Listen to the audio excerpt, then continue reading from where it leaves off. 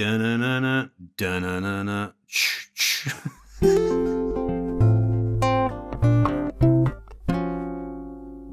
You well? I'm good. Yeah, I'm good. I've been looking forward to this for the last hour or so, and here we are. Yeah? The anticipation's reached fever pitch. That's right. You told me you were watching TV about to fall asleep an hour ago. That doesn't sound like you were too excited. Well, that's what I mean, but your text message made me sort of kick into gear and go, oh, yeah, okay, that's right. When you know you've got an appointment in an hour, it's impossible to doze off, but just outside an hour, you sort of go, it's more than an hour away.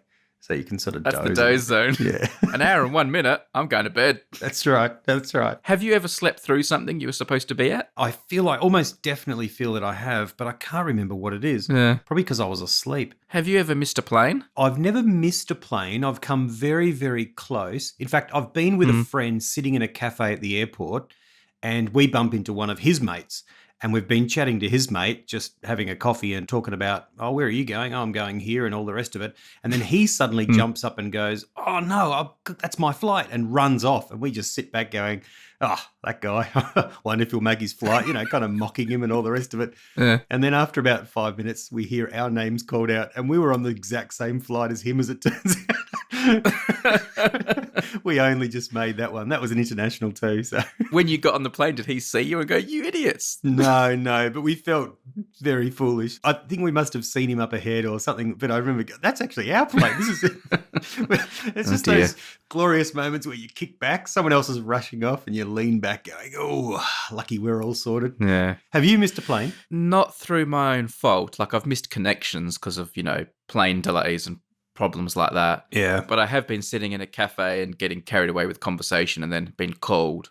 That was a bit embarrassing, especially because I was really, really early for that flight as well. I always get to the airport way too early. I got there really early, and I was just sitting there with a friend having a chat, and we just chatted for so long that we had to be summoned. I tell you what I've done. I've got to the airport to catch a flight and realised I'd booked it for AM instead of PM. Oh, right. Foolishly. He just looked at it and said, that flight went 12 hours ago or 11 hours ago.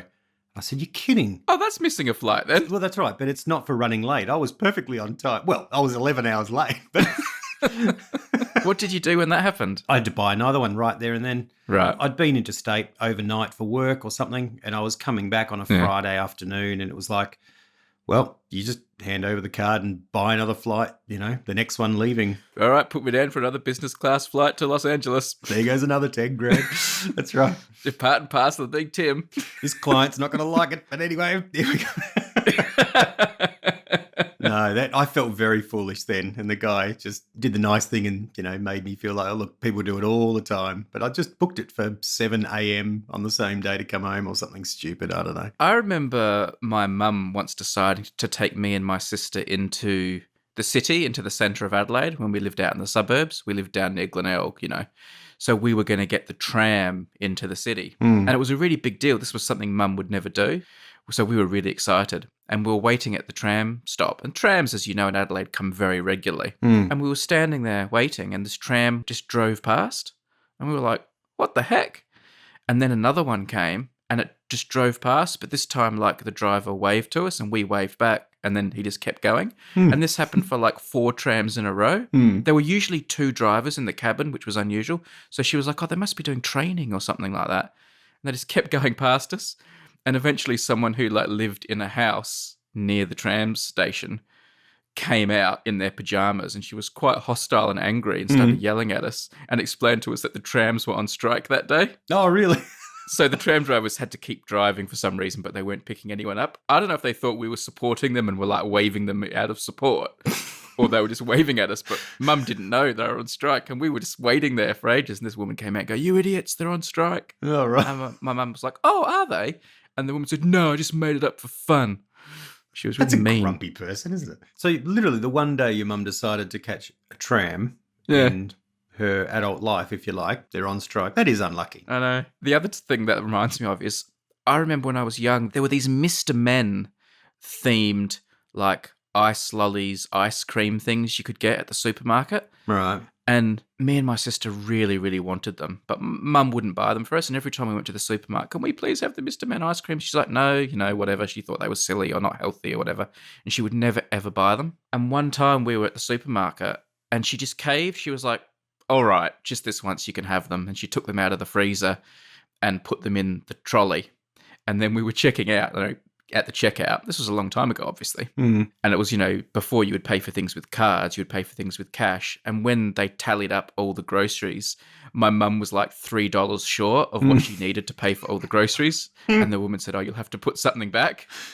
3 guesses what she decided to put back. Oh, no. So the Mr. Men ice lollies were there, like they'd been through the checkout. We were about to have them. And then at the last minute, Mum was like, let's chuck those ones back. And we just watched them disappear from our grasp. I never, ever had one in my life. At that moment, isn't it amazing how utterly irrelevant everything else in the trolley is to life? Everything else in the universe becomes irrelevant. I don't know who the Prime Minister was at that time, but I know I didn't get those Mr. Men ice creams. No, what I mean is, like, why are we spending, like, it wasn't, I guess, hundreds of dollars then, but it may have been, you know what I mean, on all this irrelevant stuff, unaware of how it all comes together to become meals and things. It's just like, you know what I mean? Bottles of vanilla essence. Like, what is that? And what is this here? Canola oil? And you know what I mean? It's all just irrelevant stuff that's not actually concrete, hard food that I want. The one thing I do want, of course, that has to go back. Yeah. The fact that you think my mum had lots of different little ingredients to make amazing meals shows how little you know about my mum's culinary expertise. Anyway, didn't get those ice creams. How do we get onto that? I don't know. So, who's going first today with some ideas for Unmade podcast? This is what I was going to say. You were bragging. You were talking big earlier about your ideas. Yeah. So you're going first. Definitely going first. Doesn't that mean if I think my ideas are good, doesn't that mean you should go first so that yours don't seem bad coming after a gem? No, I just think we should need to get underway. Oh, you're thinking you can just, maybe yours don't even have to come up at all. That's right. I'm going to stretch this idea of yours out for so long. It's going to make podcast history. So my first idea is called The Great Podcast. Right. And what happens is each episode is a discussion and exploration of something different, as most podcasts are. Mm. And in this particular case, it has to be something with great in its name. So it could be Great Danes, The Great British Bake Off, Great Ormond Street Hospital, The Great Barrier Reef, The Great Escape Movie, The Great Gatsby Book, Alexander the Great. The Great Escape album by Blur. It could be that too.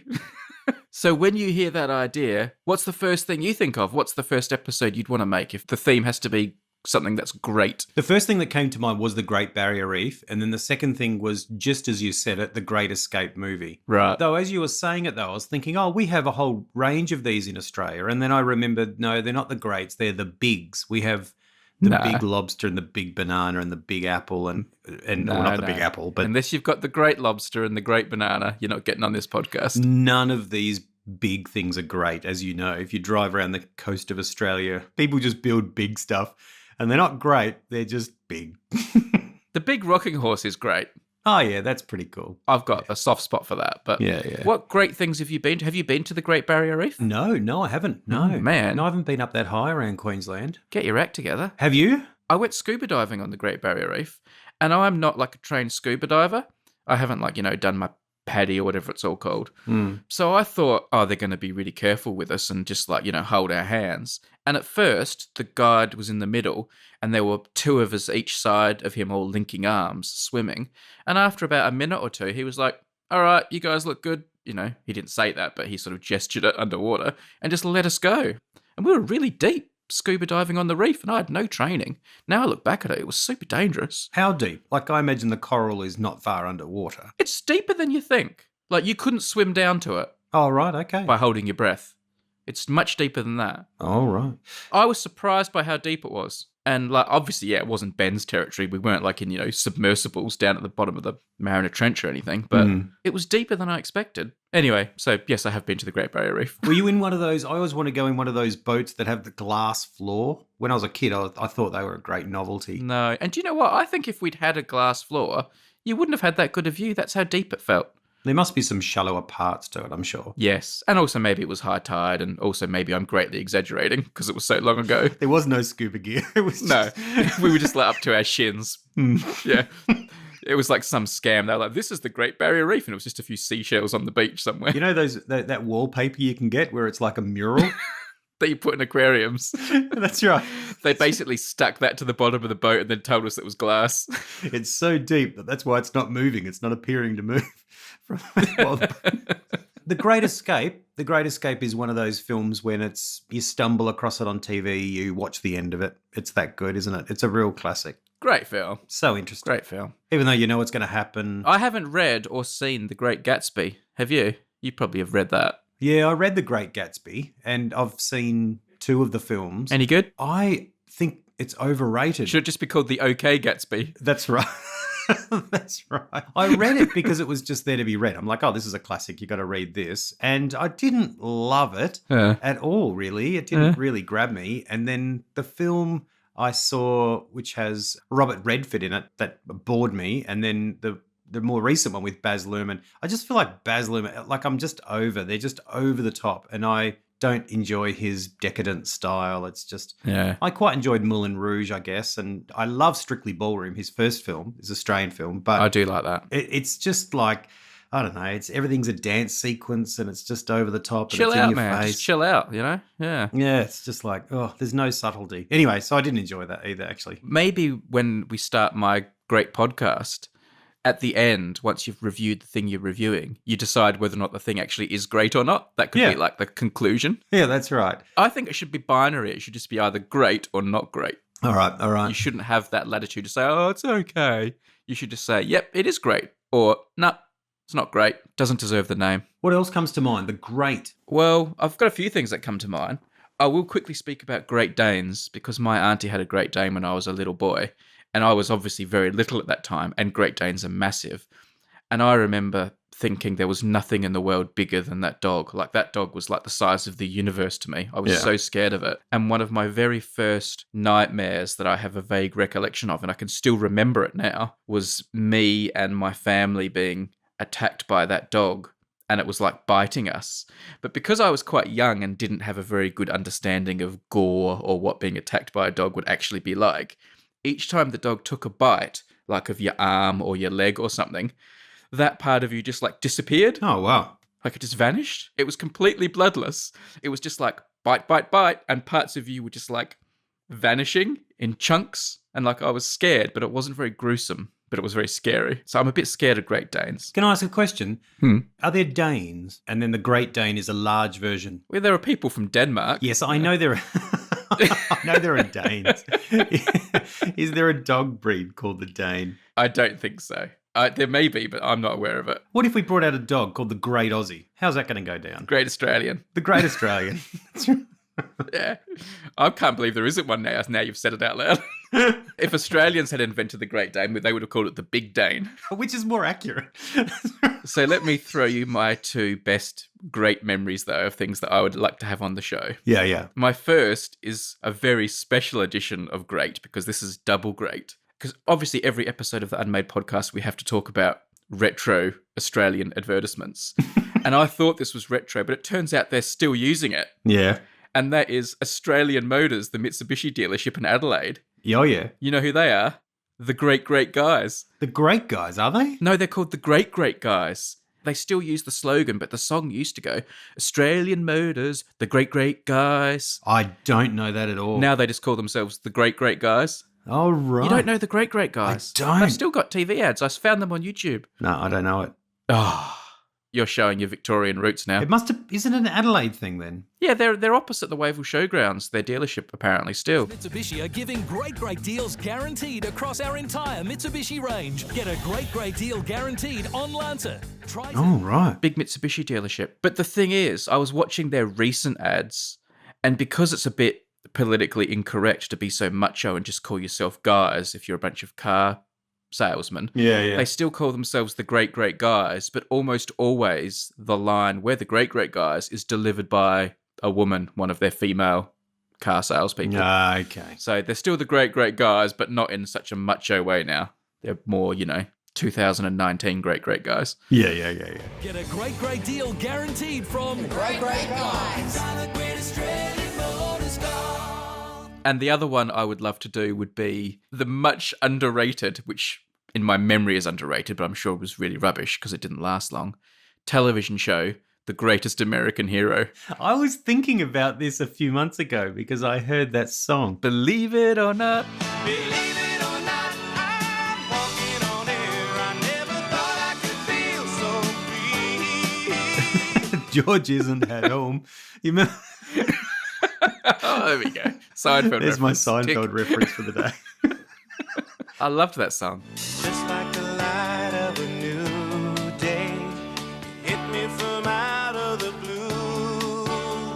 I love the song too, and I remember watching the show, but I don't even really remember the premise. I remember him not being, he flies and then he's not very able to land very well. I believe the premise was, I could very easily be wrong, he somehow comes across this superhero suit, which gives him superpowers, Yeah. but he's not able to read the instruction book for it. Okay. So he has powers, but he doesn't really know how to wield them correctly, so he's a bit of a klutz. Because I remember him flying and then instead of landing on his feet like Superman, he'd just crash on the ground and roll. Yeah, and he flies kind of a bit unsteadily. Yeah, Let me have a look and see what I can find. The wiki. Greatest American Hero. American comedy drama superhero television series. 3 seasons from 1981 to 83. The series chronicles Ralph's adventures after a group of aliens gives him a red and black suit that gives him superhuman abilities.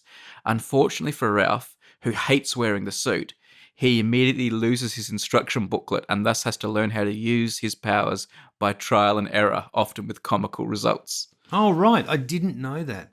I would have watched a dozen episodes of that back as a kid, but never got that. I remember, let's see how long ago it was. It was the very early 80s, but I remember thinking it was the most incredible show. Like, I thought it was fantastic. Because what more could a kid want? Like, slapstick comedy and superpowers. Not many episodes, you said, though. 45 episodes were made. Yeah. Series 1 had 9 episodes. Series 2 had 22. Series 3 had 14. So it did a lot better than The Heights. Which was great as well, let's be honest. We're not talking about The Heights again. You can have your Seinfeld reference, but we're not doing The Heights again. Yeah, the greatest American hero. So I did a quick Google on the Great while we've been talking, and the Great Depression comes up, which is of interest. The Great Depression is something that I think is worthy of exploration. I think it's one of those things that people would like to hear more about and talk more about. I don't think we could review it at the end and say it was great or not. Was it great? Yeah, a lot of people would say, look, I was there. Wasn't that great? Yeah, definitely the greatest depression we've had so far. By definition, though, a depression is great because otherwise, if you just have a recession, you can't have a great recession because a great recession is a depression.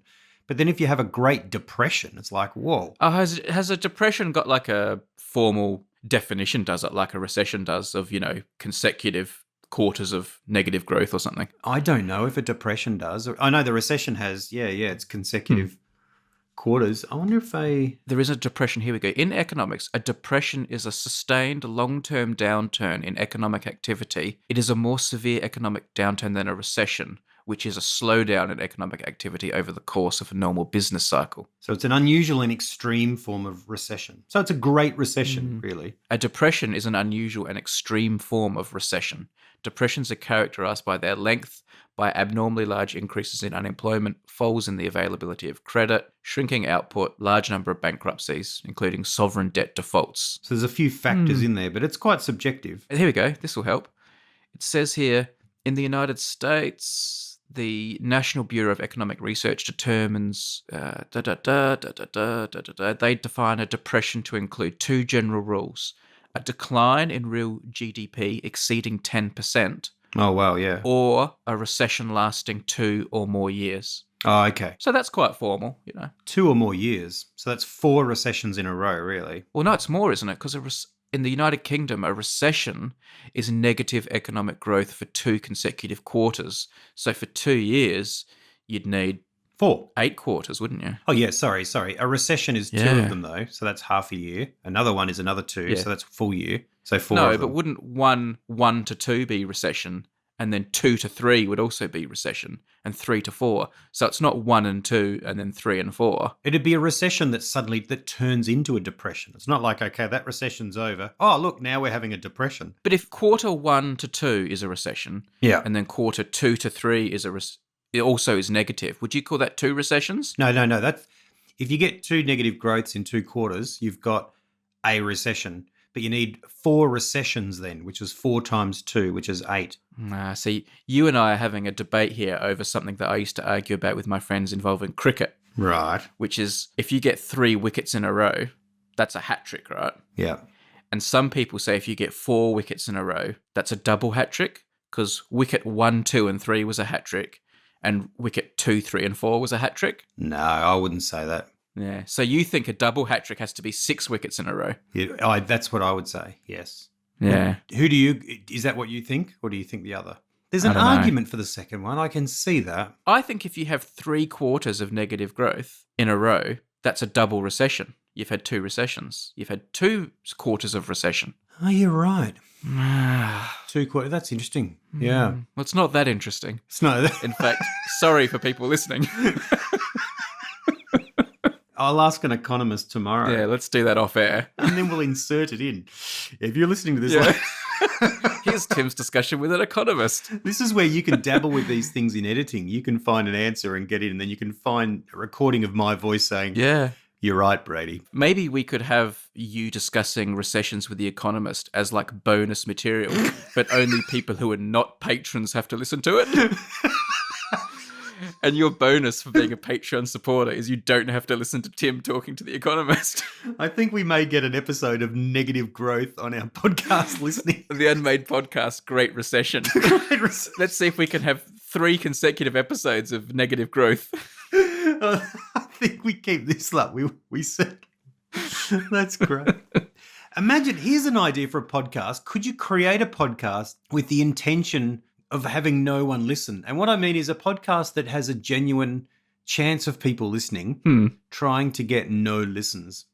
Fewer listens. Oh, okay. So like your perfect form end game will be the episode that no one downloads. Yeah. But they have every reason to download it. So let me explain a little bit more. There's a book by Ben Elton years ago called Popcorn. Yes. And in it, he has the premise that a person is about to televise a crime or something like that. And they'll only, I can't remember if it was a murder or a kidnapping or something like that. Yeah, I think they kidnap someone, don't they? And they threaten to kill them live. Yeah, and they're televising it. They say, I won't kill them if everyone stops watching. That's right, yeah. Yeah. Which is a bit like it sounds like a bit like an episode of Black Mirror, doesn't it? Yeah, so the idea is the person's life would be saved if everyone turned off their TV, but it plays to the voyeur side of the culture. So I'm trying to think about a podcast idea where it's someone famous or well-known podcaster or something like that, but they're trying, they say, okay, I want to release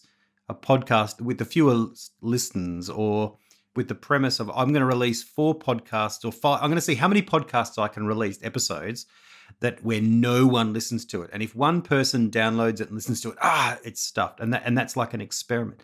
Does that make sense? And does that have any... It makes sense, but my question is, what would the person be doing episode to episode in order to encourage the non-listenership? Like, will they be deliberately boring or deliberately offensive? Or what would you do to make your podcast unlistenable? What would you be doing as a sample to say, this is what my podcast is, so... you better not download the next one because you're going to get more of this. That's the thing. I think if you try and make it boring, that's a little bit too predictable. The most interesting thing is to say, in the next episode, we're going to, I don't know, like interview Beyonce. And there's a genuine interview with Beyonce, but the whole purpose is that for no one to hear it. What's in it for the people? How are you incentivizing them to not listen? They get to be part of a great social experiment where they didn't spoil it. Okay. Let me give you another example. Like, for instance, when you have a minute's silence at a large sporting event. Yeah. You know, when there's 100,000 people in a stadium and no one makes a noise, but if one person makes a noise, then everyone's angry at them for it. You know what I mean? Because part of the high respect is that the fact that it's amazing to get 100,000 people to be perfectly still. Yeah. That's the way the respect and the honor is shown, and you don't want to be the one that breaks it. And I'm just wondering, is there another way you could do that with something like a podcast? Like, I like it. If no one downloads this for 1 week or for 2 weeks, then I'll give 5 podcasts of Beyonce. Okay, right. At the end of the week or something like that. Yeah. I don't know why I thought of Beyonce. I have no interest in listening to an interview with Beyonce particularly. You so would. You gave me another idea for a podcast, though. A minute silence. Oh, wow. Yeah. At first, I was thinking it could just be literally a minute silence that you download onto your player when you want to, have a moment of respect for someone. Yeah. But more interesting would be actual live field recordings of minute silences at sporting events and public events, because there's always ambient sound, isn't there? There is. Even seagulls. So here's a minute silence from the football game at Wembley last night where England played Spain, and they had a minute silence before the game for a former player who died. Here, you can listen to the minute silence. And it starts with the referee blowing the whistle and ends with the big cheer at the end.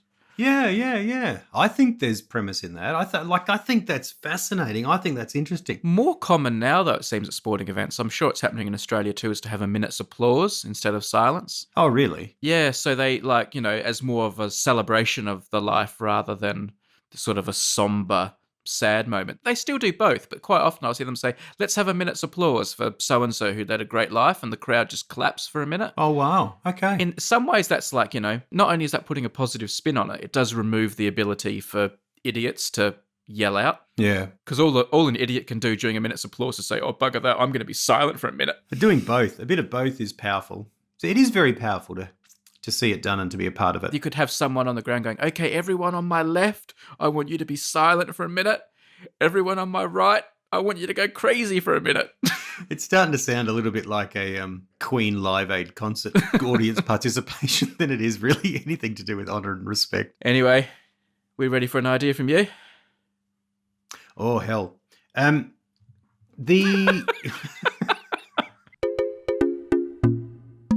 Before we get to Tim's idea, and I know you can't wait for it, can I take a brief moment to thank Hover for sponsoring today's episode? We really can't make a podcast like this without a bit of help, and Hover have been helping us out for a while. What is Hover? Well, I hope you know by now. This is the go-to domain registrar if you have any web address that you want to get your hands on. I've used them to register various web domains. Some of them are attached to active websites, like Unmade.fm itself. Others are being stashed for future projects I'm thinking of. These ones you're squirreling away, by the way, they can easily be diverted to other websites in the interim. I'm always so impressed by the features and ease of using the Hover website. I can't think of a single service that I use on the web that's less muddled, more clear, more simple. They have the full range of suffixes you might want to dabble with, from the classic .com to some exotic ones like, say, .photography, .yoga. They even have .sucks. I'm not sure who would use .sucks. Maybe a vacuum cleaner sales company? Not sure. Any domains registered with Hover easily connect to all those other web services you might use to design websites, things like, Squarespace and Wix and WordPress, all of those places. So I think the smart play is to keep all your domains with the best registrar, Hover, and then link them off to other projects as you see fit. That's how I do it. You're not locked into anything with Hover. You're free to use them as and when and where you need. Now, I use Hover myself. I recommend them. And if you go there with our referral link, they'll know you came from here, the Unmade podcast. You'll also get 10% off your first purchase, and that's probably even more important.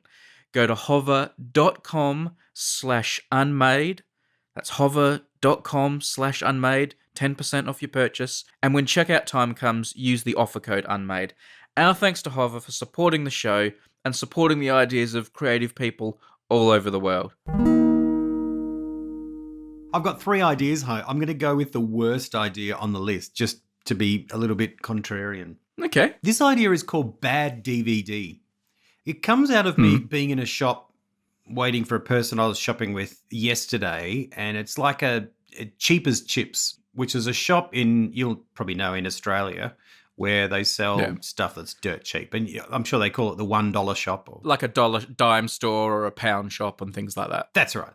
There's a audio-visual section, though, which is always of interest. And, of course, in any shop I'm in, I sort of wander over there to see what sort of DVDs and CDs there are. And looking through the CDs is kind of scary enough. Do people still sell Can you still buy CDs? There are CDs. Do you remember when we bought a present for someone once and it was one of those $2 CDs of someone we'd never heard of, but it was actually someone really great. Who was it? It was the music was actually fantastic, even though we bought it as a joke. Do you remember this? No, I don't remember. And we bought him like a pair of undies as well. you doing? It was just like a joke present for fun for his, I don't know, 18th or 21st or something. I don't know. Yeah. It was just, the band was that, there's two of them, two African-American guys, and they sing together. Oh, it wasn't like Sam and Dave or something. Sam and Dave. I've got Ben and Jerry stuck in my head for some reason. Ben and Jerry's. Yeah, it was. It was Sam and Dave. Yeah, I remember now. Who are great. But yeah, it was like a $2 CD, like it was just, we bought it for novelty fun. And he pretended to be a massive Sam and Dave fan when he opened it up. I went to the DVD section, right? And they still have DVDs. And I'm like, who on earth is going to buy a DVD? And then you go browsing through, and there's films there that, of course, I've never heard of, even though they're made in the last few years. You're just like, what is this? What is that? And you look at stars that have once won Oscars that are just now making a film. This is where certain actors just, come into their own with B-grade films. But I thought one interesting thing would be to go to sort of close your eyes and pull out a DVD and then watch it and review it and talk about it as an obscure B-grade nothing film and, see if there's something in it. So I did it. So I pulled out a film and it's got Johnny Cash in it. And it's a film called The Baron and the Kid. And it also has June Carter Cash in it. It says nothing to lose, everything to win. And he's on the cover, and we'll put this in the show notes, obviously. It's a pool, like a snooker table. Yeah, The Baron and the Kid. And I'll read the back section. It's the blurb. It says, William the Baron Addington, Johnny Cash, is a pro whose lifetime boozing has cost him his career and family. Determining to straighten out his life, he gave up drinking and now plays pool only for charity. Eventually, the Baron encounters Billy Joe, a brash young pool hustler with immense potential. And it goes on from there. So it's a TV movie by the looks of it. I'm looking on Rotten Tomatoes and things. You can't find it anywhere? Yeah, I can. It hasn't got a Rotten Tomatoes score.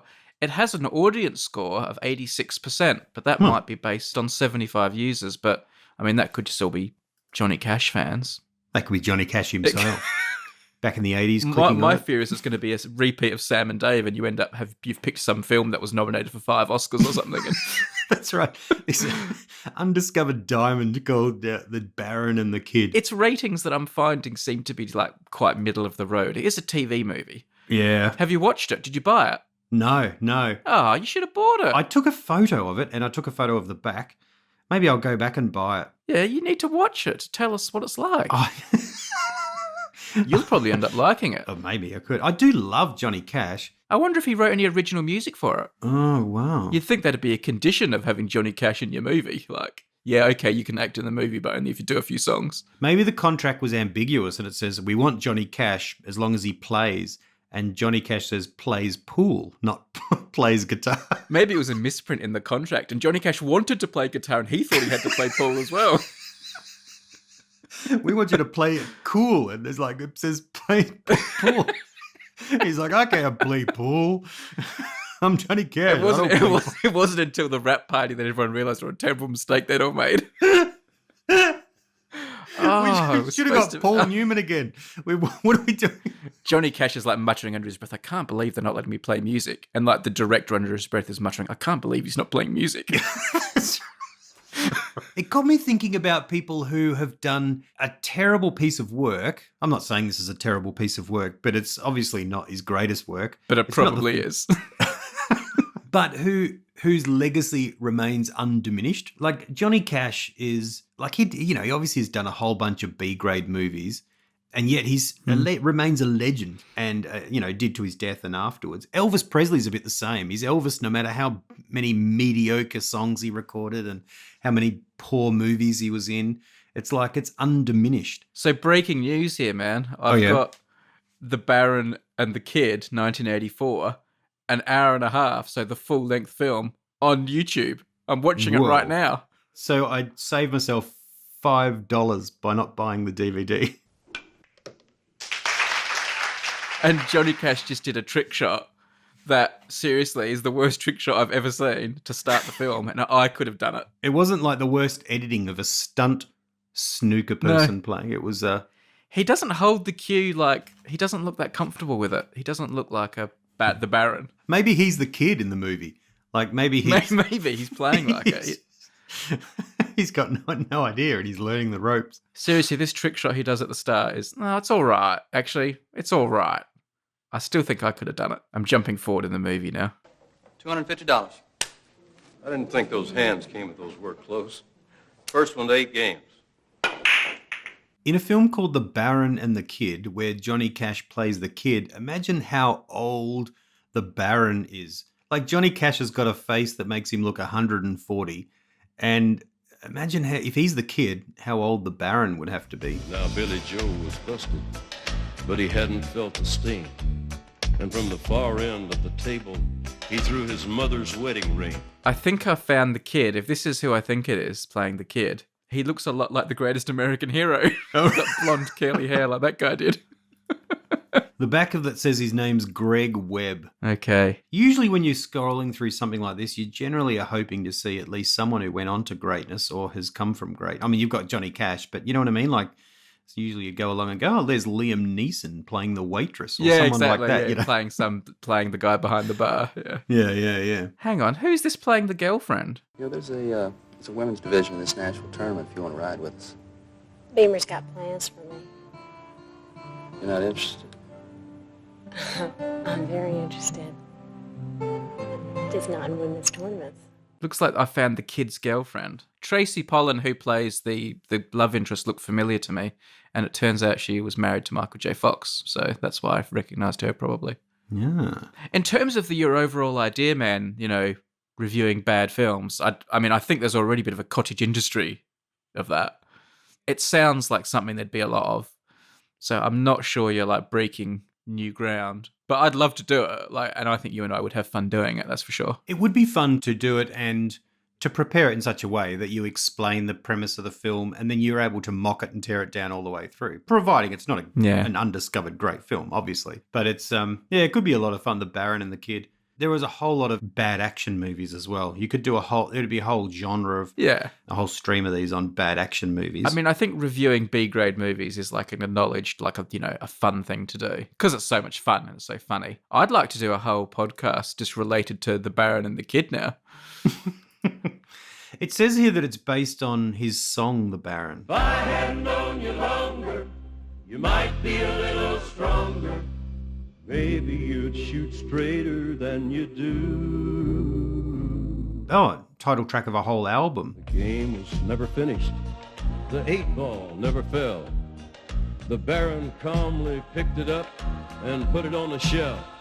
It was derided by pundits as a feeble attempt to follow in the footprint of Kenny Rogers' The Gambler, another movie based on a song, and rope in those same fans. I'm going to the end to see if it ends with like a big game or something, but I'm near the end now and they are at a pool table, but there's like no one in the crowd, so it's very hard to have a film based in a pool room that doesn't involve someone picking up a pool cue, snapping it over their knee, ready for a fight. You know what I mean? Like this is about to be a weapon.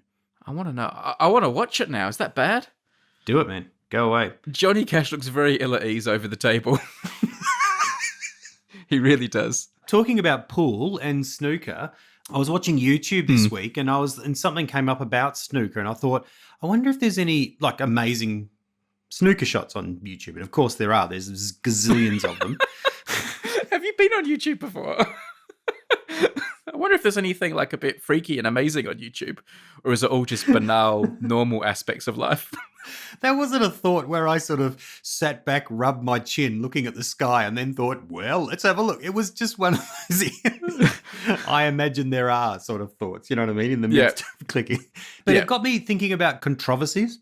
So I typed in snooker controversy or something like that, and it's hilarious to watch. There was this whole incident that played out over about 20 minutes, which was phenomenal and it was referred to as the great incident of 1981 in a snooker championship in England, of course, and they're there with their, tuxedos and their waistcoats and all that sort of stuff. There was a situation where a guy called for a ball, called green, and we could hear it, but the ref didn't hear it, or the umpire, or whatever the gentleman's called. So he said, oh, you didn't call a ball, and so he lost points. And the guy's like, I did, I called it. But it's all very passive and calm and respectful, my dear sir, I think I did say that, Paul, that sort of thing. And it's like, no, I didn't hear it. And then the opposition player, the ref turned to him, did you hear it? And the opposition player said, I didn't hear it, which I think was crap. And anyway, that guy got so upset he left the room. Now you're weighing into the controversy, man. That's right. But I can't tell you how, and the commentator's going nuts, which is in the English commentating, extremely calm nuts. You know what I mean? Yeah. Well, He broke his teacup over his knee. That's right. But saying things like, well, in all my career, I've never seen a moment like this. Thank you, ladies and gentlemen. 26, Cliff Thorburn.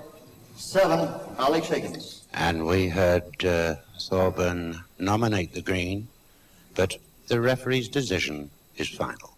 And keeping his voice totally even. And after a while, the other guy comes back and announces something quietly, and then they get on with the game. And it turns out the thing that he'd announced was he no longer was going to let the other guy borrow one of his sticks. Yeah, like the extension and the rest and the rest. Goes, yeah.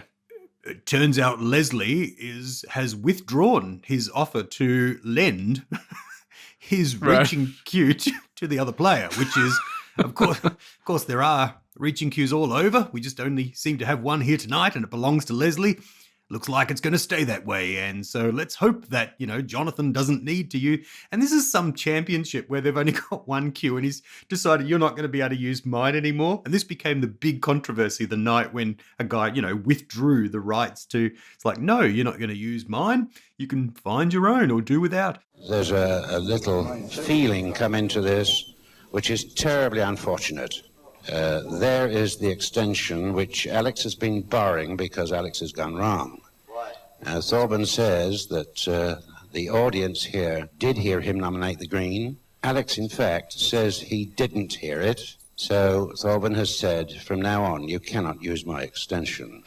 Oh, geez, it was hilarious to watch for how animated the words were, but totally calm in the delivery. And you could see how angry people were, but while maintaining total decorum through the whole thing. It was fantastic. Thorburn looking a bit bemused as Higgins strode out. And that's a frame that I'm sure you'll read about in the late editions of your papers tomorrow. I tell you what, it's a good experience, man. Watching the Baron and the Kid while Tim tells secondhand snooker stories from the 80s. The final game between Johnny Cash and his rival ends in some really weird circumstances. I need to watch this with sound at some point. Oh. This is quite the film. I think you may have stumbled over something pretty special here. Something that may have another life. You've just ruined my wife's night. Trust me, the odds of me being allowed to watch The Baron and the Kid tonight are, 0. There's not even odds. I do like Johnny Cash. Yeah. But he's done better work than this, I'm sure. I'm not judging until I've watched it. So there's something there in the idea, not just of reviewing bad movies. That's something you could do, but, going in and plucking one out and going, what's going on with this? But the other interesting that came to mind is the worst piece of work by someone great. Something that you can't believe they did, but they managed to get over it. Their misstep. Yeah, that's an interesting point. For me, that's probably the Unmade podcast.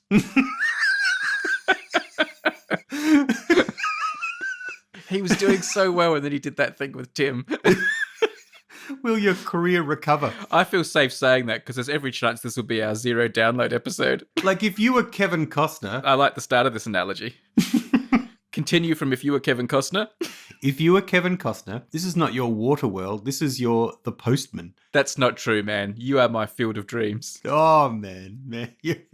I always thought I was your bodyguard. Well, you're my bodyguard. You're my Whitney. You're Whitney. What do you think of the film The Bodyguard? I actually hadn't seen it for a long time, and so I actually watched it a few months ago, but then last night, funnily enough, it was just on. I really liked it at the time. It's not a great movie. But then they don't end up together, do they? And he's just like, it ends with him just guarding someone else, doesn't it? Yeah. Or are they together and that's just him doing his other job? I don't remember. No, because it's all based around the song, remember? If I stay, I'll only be in the way. So I'll go. But he could go and bodyguard for other people and his wife just happens to be Whitney Houston. That's who he goes home to.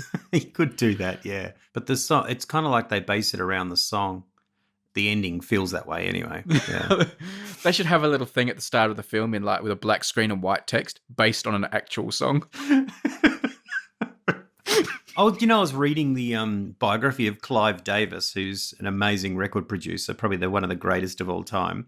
He sort of found and developed Whitney Houston amongst a whole range of other people. And he was saying when it came to the Bodyguard soundtrack and they were doing that song, I Will Always Love You and all the rest of it, he said, funnily enough, of all people, it was Kevin Costner's idea for the song to start just with her voice, like a cappella.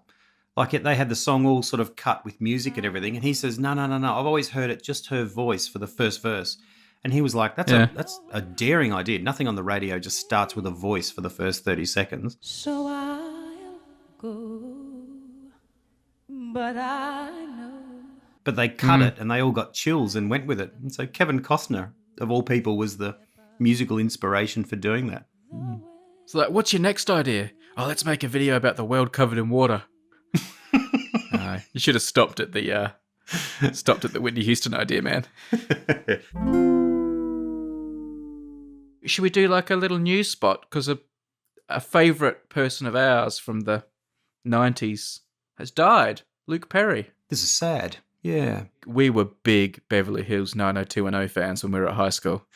I think one of the things that made it so sync for us was that we were the same age. So we were going through our years at school at the same time. We were the same age as the people they were portraying, not the people themselves. But yeah. No. Obviously, the actors were all a decade or two older than the characters. But also, I mean, you and I at that age bore very striking physical similarities to Jason Priestley and Luke Perry as well.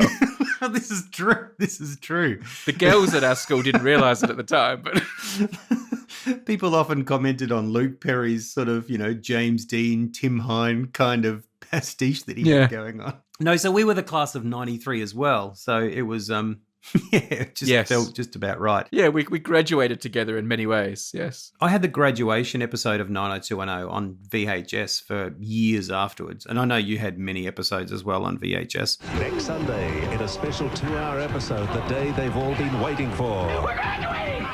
The biggest event of their lives and the end of 4 unforgettable years. We've been through a lot together. You really are my best friend.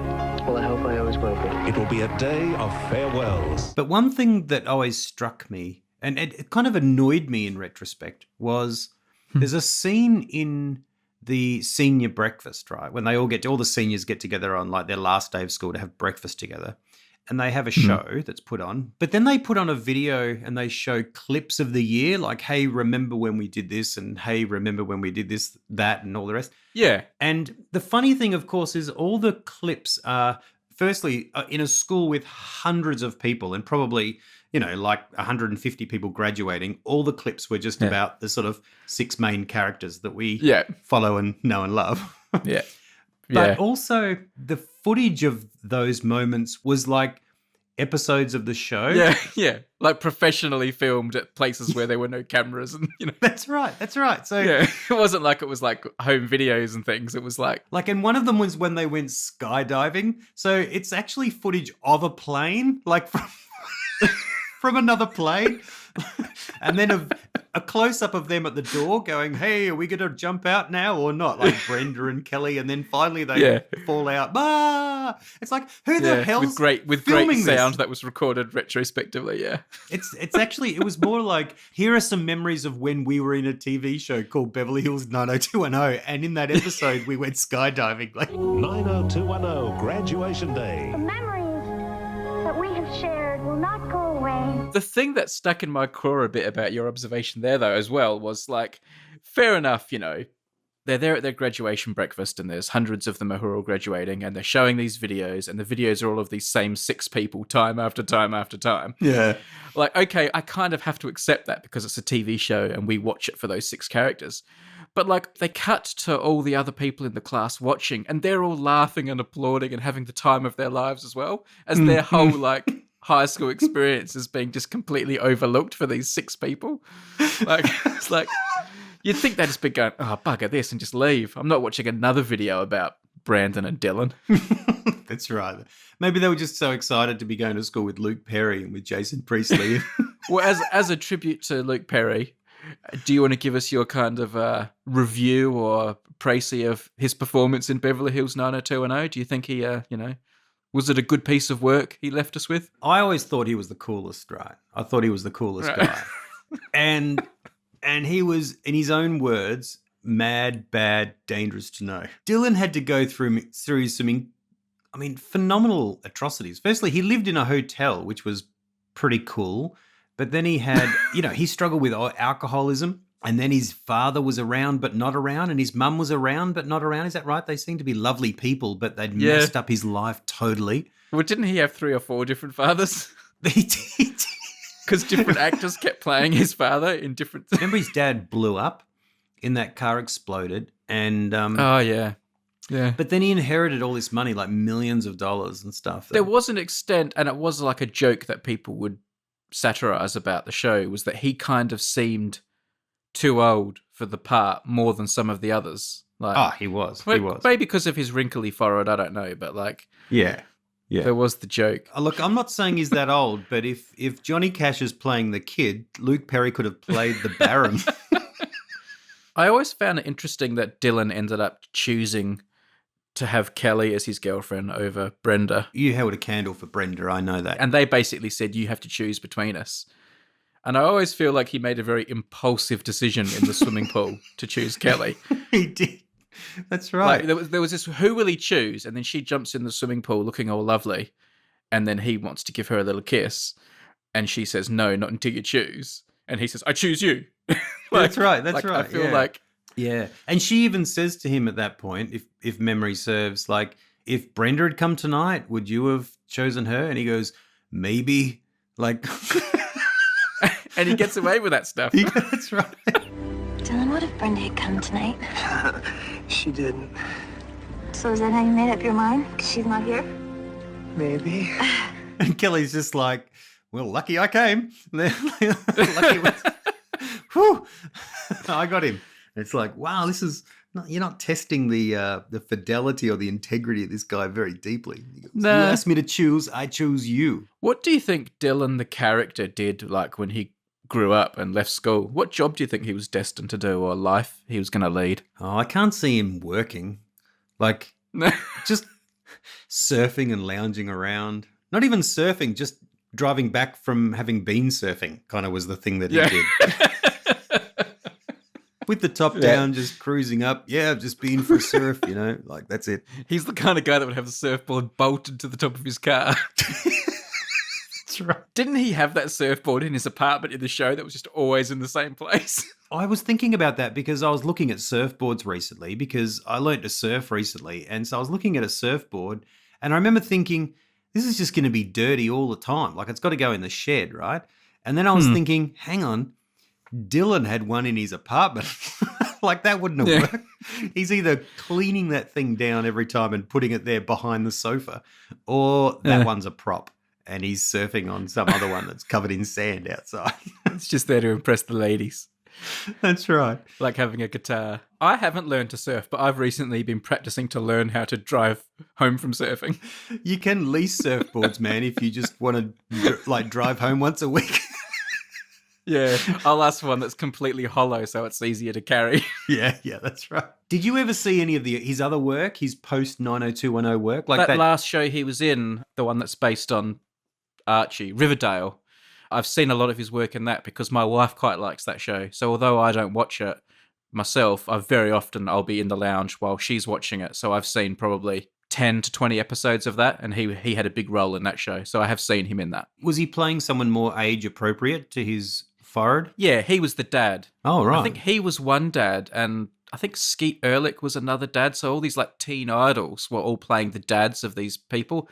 And I think there was a joke. They were like, all the yummy daddies, they were all these good-looking blokes playing the dads. But he was playing a more age-appropriate role. Yeah. Was he good, or was he kind of like an older Dylan, or the same Dylan, or was he? He was kind of like an older Dylan, but he was solid. He was solid. He didn't look out of place. He was acting fine. He wasn't embarrassing. He was good. He was just, he's not going to win the awards. Well, he wasn't going to win the awards, but he also, it was just good, solid work. It was fine. Yeah. I did go back and watch some early episodes of 90210 after he died, just for like a bit of a nostalgia hit.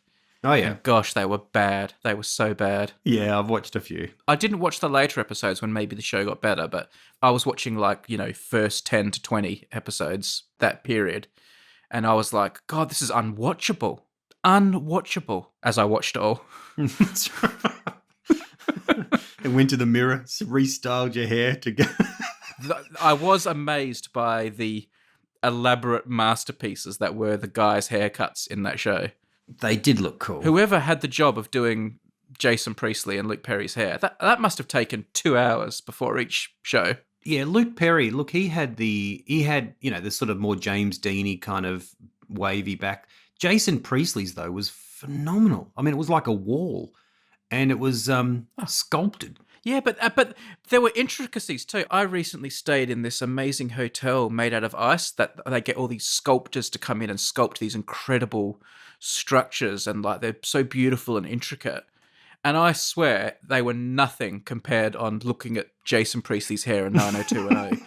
The detail, the nuance, the work and creativity that must have gone into creating his hair, incredible. There should be an episode in your series on the great things. Surely Jason Priestley's hair would feature alongside the Great Wall of China and the Great Great Gatsby. Wall of China. I can't believe we didn't do the Great Wall of China. What an obvious miss. Because in the pilot, remember, he had a different haircut. He had long hair in the pilot episode. And then they re-sculpted it for episode 2 onwards. He really pioneered a look that I'd rarely seen up to that point of wearing a T-shirt with the sleeves rolled up. Yeah. Isn't the point of the T-shirt that you don't have to roll up the sleeves because it's already short? Yeah. But it looked cool. The difficult thing, when we went to imitate that, or at least when I did, my arms were a little more scrawny than his at the time. I'm not sure the effect was quite as... Yeah, it looked more like one of those little pots with just one toothpick left in it. That's right. Oh, that's right. Yeah. And tucked into the jeans and the big belt. Yeah, those were the days. Anyway. Well, Tim, I think it will only be appropriate that we end this episode with 1 minute of silence for Luke Perry, who gave us a lot of entertainment and joy through our high school years. So let's end the show like that. 1 minute silence for Luke Perry.